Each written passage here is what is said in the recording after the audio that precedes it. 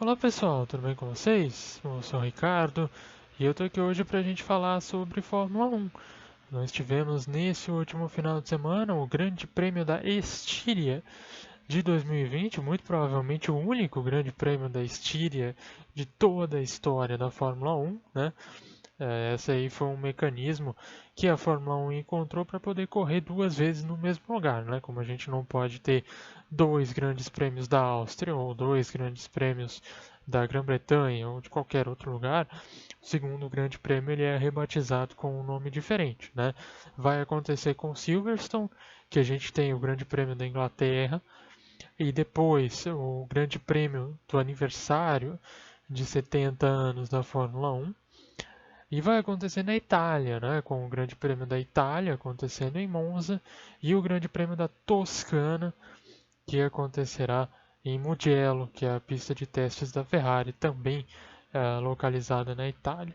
Né, mas enfim, tivemos aí a corrida nesse final de semana, a segunda corrida da temporada 2020. Vitória tranquila de Lewis Hamilton. Hamilton dominou a prova de uma maneira totalmente inquestionável e ratificando aí a questão de que a Mercedes ela está realmente um degrau acima de todo mundo.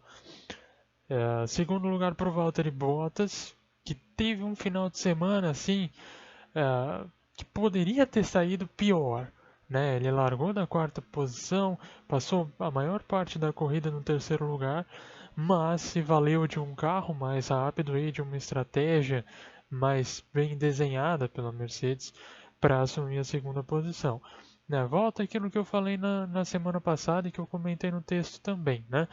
O Bottas continua não sendo tão bom como o Hamilton em pista, em ritmo de corrida, mas ele fez o que ele podia, né? Chegou em segundo lugar na estica, conseguiu ultrapassagem nas últimas voltas, mas chegou em segundo lugar, que é o que importa, e é isso que o Bottas precisa fazer para conseguir lutar pelo campeonato até o final, né? Chegar em segundo quando ele pode chegar em segundo, quando o Hamilton ganha a corrida, e se o Hamilton tem algum problema, se ele bate, se ele toma punição, o Bottas tem que estar lá logo atrás dele para conseguir capitalizar o máximo de pontos possível. Né?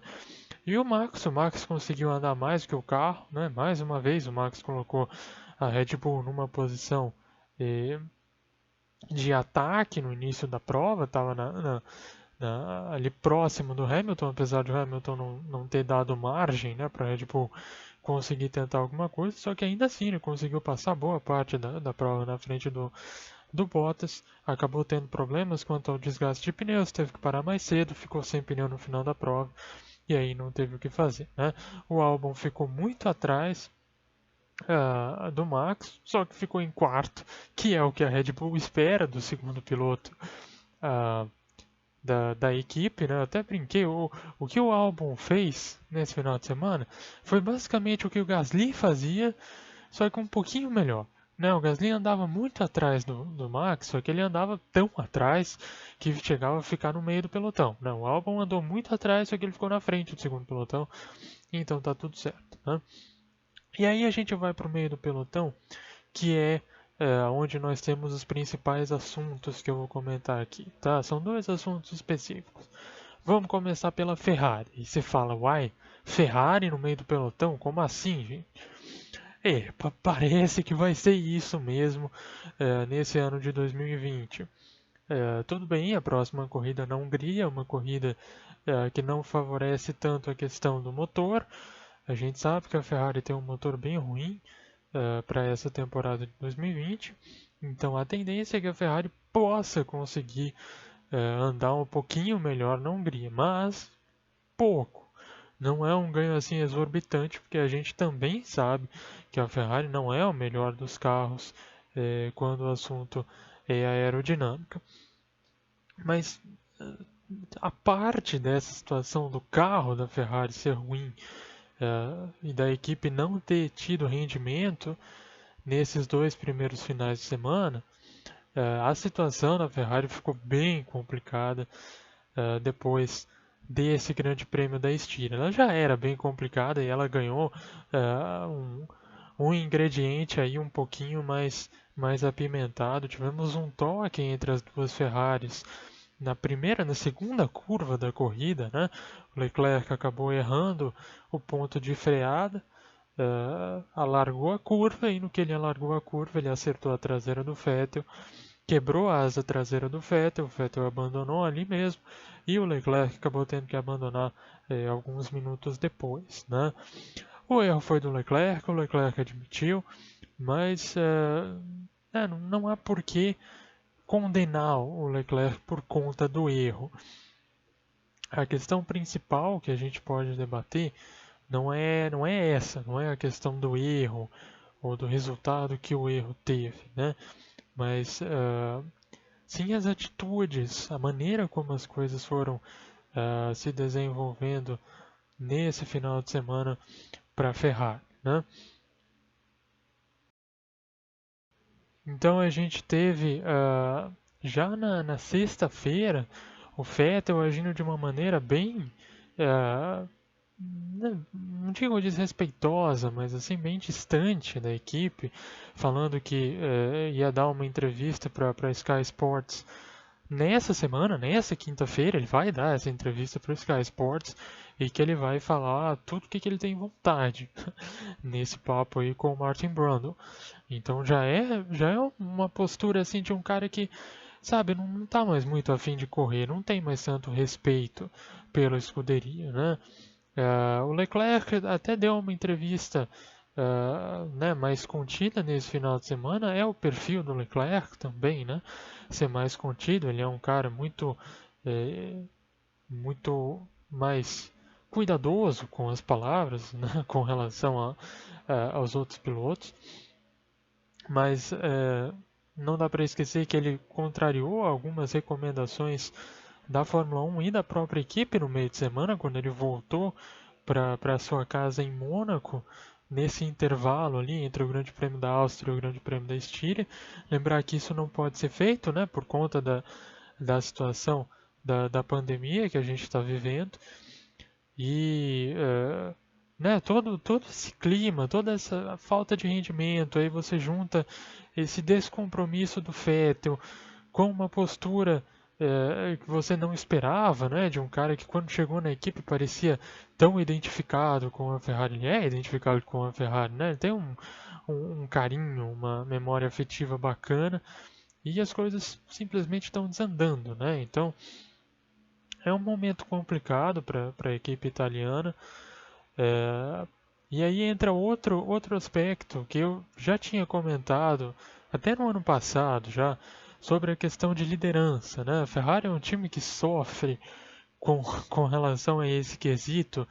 Acho que desde o momento que o Schumacher saiu da Ferrari, né? Lá em 2006 a Ferrari teve um pequeno brilhantismo ali ainda com o Raikkonen sendo campeão em 2007, mas depois disso, todos os anos com o Alonso, esses últimos anos com o Vettel, a equipe ela sempre chega em um determinado momento da temporada que a Ferrari está perdida, né? Que todas as coisas começam a dar errado para o time.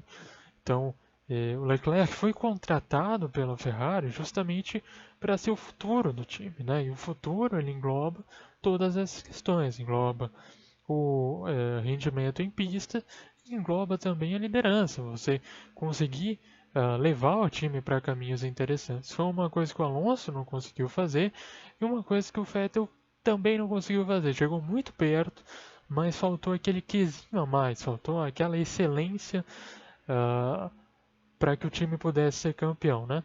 Não conseguiu e agora as coisas estão realmente caindo em parafuso. E as esperanças elas recaem sobre o Leclerc, né? Resta ver como que o Leclerc vai agir com relação a isso. Ele é jovem, não tem tanta experiência assim, está só na segunda temporada dele no time, mas querendo ou não ele é o futuro, ele é o cara, ele é um grande nome da nova geração, é o melhor piloto da escuderia agora em termos de rendimento e espera-se que ele seja o melhor piloto também a partir do ano que vem, quando o Sainz chega para o time, o Sainz chega para ocupar esse lugar de segundo piloto, entre aspas, né? Vamos ver como o Leclerc vai se sair aí nesse papel de líder da equipe. A ideia é mesmo que ele consiga levar o time para caminhos mais tranquilos, né? Bom, sobre a Ferrari é isso. Vamos falar então um pouquinho sobre a Racing Point. A Racing Point teve um final de semana de altos e baixos, teve um sábado bem complexo, né? Os dois carros classificaram mal. No domingo, um ritmo de corrida muito bom, grandes corridas de recuperação, grande corrida de recuperação do Pérez, e o Stroll teve um bom rendimento até chegar na fase final. E aí os dois pilotos ficaram presos, o Pérez atrás do Albon e o Stroll atrás do Ricciardo. O Pérez tentou passar o Albon, acabou jogando tudo pro alto e perdeu muitos pontos pelo caminho. Entra também naquela situação que eu falei na semana passada, né? Que é a questão da Racing Point ter um carro muito confiável, mas ter pilotos que não são tão confiáveis assim, né? E aí a gente fala sobre os pilotos ficarem presos atrás de outro carro, aconteceu com os dois, e a gente fala também sobre o Pérez tentar uma manobra desnecessária no final sobre o álbum e acabar perdendo. Perdeu só 2 pontos, né? Mas poderia ter perdido muitos pontos, poderia até nem ter completado a prova, né? Teve bastante sorte de chegar até o final. Então, né, fica uma situação assim, a gente não sabe se confia, se dá para acreditar no Racing Point ou se mantém esse pé atrás por causa dos pilotos. Mas a questão não é nem essa, né? A questão principal no Racing Point agora é o protesto que a equipe Renault fez contra a equipe na tarde de ontem. Renault está protestando contra a legalidade do carro da Racing Point, que, como todo mundo já sabe, é basicamente uma cópia do que foi a Mercedes no ano passado. Esse protesto ele foi aceitado pelos comissários da FIA inicialmente, agora ele vai ser analisado, ele vai ser julgado com mais detalhes e no futuro, a gente não sabe ainda quando, vai sair algum veredito aí, né? Rapidinho a opinião sobre isso, né, cara? Nós, como fãs de Fórmula 1, nós tendemos a gostar da ideia de a Racing Point estar ali na parte de cima do grid, porque traz um componente a mais para as corridas, né? Então a gente já está cheio de ver a Mercedes ganhar e só a Red Bull ali para tentar fazer alguma coisa. Então a gente quer realmente que os carros cheguem perto e que tentem alguma coisa contra as outras equipes.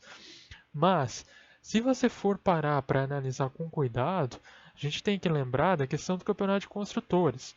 Né? Então, assim, a Fórmula 1 não é só um campeonato de pilotos, é um campeonato de construtores. O campeonato de construtores é ainda mais importante para as equipes, de maneira geral. Né? E quando você tem um desses construtores que de fato não construiu nada, pegou uma obra pronta e repintou e rebatizou o nome dela, é injusto. É injusto, porque assim, você vê que a Racing Point com esse carro ali é melhor do que a Renault, parece ser melhor do que a McLaren, é muito melhor do que a AlphaTauri, do que a Alfa Romeo, do que a Williams. Então, se fosse para fazer isso, todas essas equipes poderiam fazer o mesmo. Poderiam ir lá, pegar o carro da Mercedes do ano que vem, do ano passado, e bora lá, vamos correr todo mundo com o mesmo carro, né? Então, não é esse o ponto do campeonato de Fórmula 1, principalmente do campeonato de construtores. Então, analisando por essa ótica, o protesto da Renault é justo. E se sim, se for comprovado que o carro da Racing Point é uma cópia do que foi a Mercedes do ano passado, né, provavelmente deve acontecer aí alguma punição, um banimento, de repente, alguma coisa assim. E seria justo que isso acontecesse, porque acaba prejudicando as outras equipes que fizeram ou tentaram fazer o seu trabalho honesto e acabaram ficando para trás, né? Bom, galera, por hoje é isso. Então, eu volto na semana que vem já, nessa próxima semana, a gente tem a terceira corrida seguida da Fórmula 1, Grande Prêmio da Hungria. Beleza, galera? Abraço e até mais.